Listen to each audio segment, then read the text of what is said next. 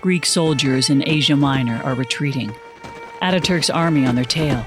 A Greek farmer in the city of Sesme near Smyrna sees the storm clouds approaching. He sends his wife, daughter, and young children to hide in a nearby cave and races to the Turkish encampment, hoping to convince them that he and his family have no beef against either side and will stay out of the battle. Suddenly, agonized cries as he shouts his wife's name, Kira, Kira, and then silence. Kira. I think that the images and the visual references that are pulled are really powerful. I really enjoyed the editing style of both contemporary and age pictures, black and white. I think that the voiceover work is really well done. I think that's a big part of what makes this documentary so impactful is the different voices and the passion that's put into the narration style. I think that's really successful.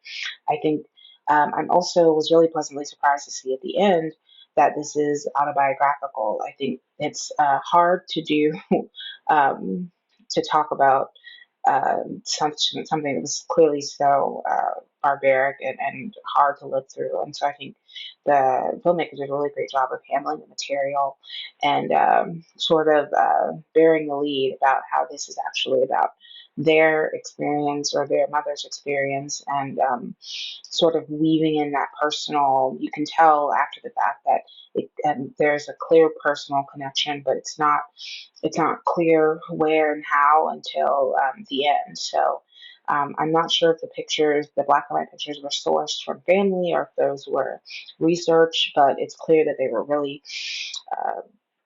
specifically picked, and I think they were all.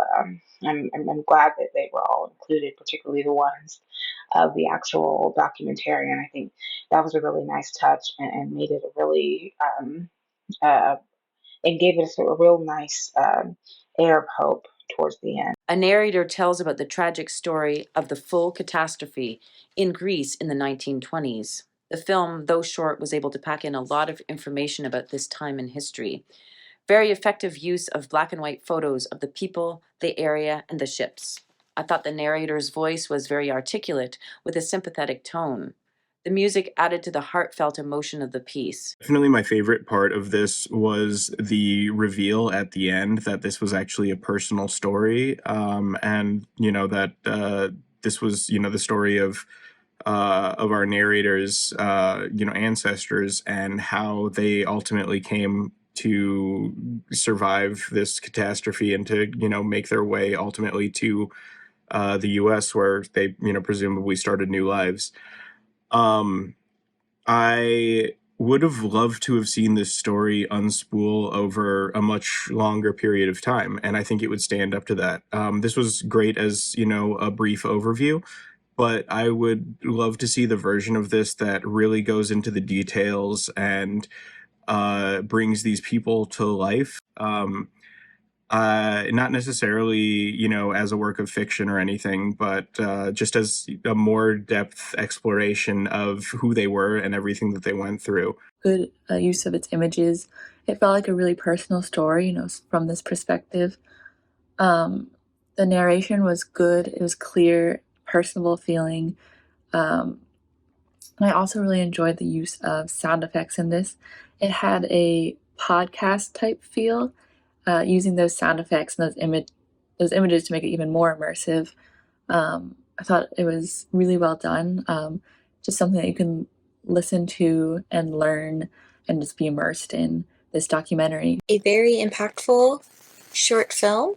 It has an almost documentary style similar to a historical documentary you might see on YouTube that's really informative, but with a personal touch.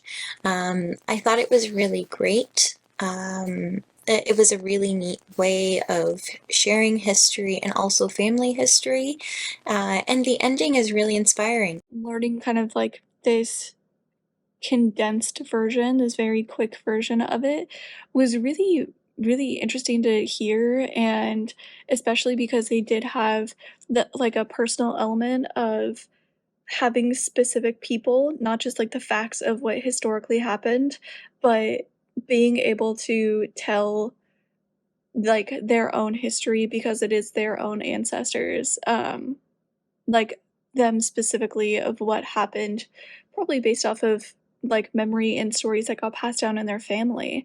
And so that I think that always adds like a nice element to it because it binds the audience to the story even more than just like straight historical facts would.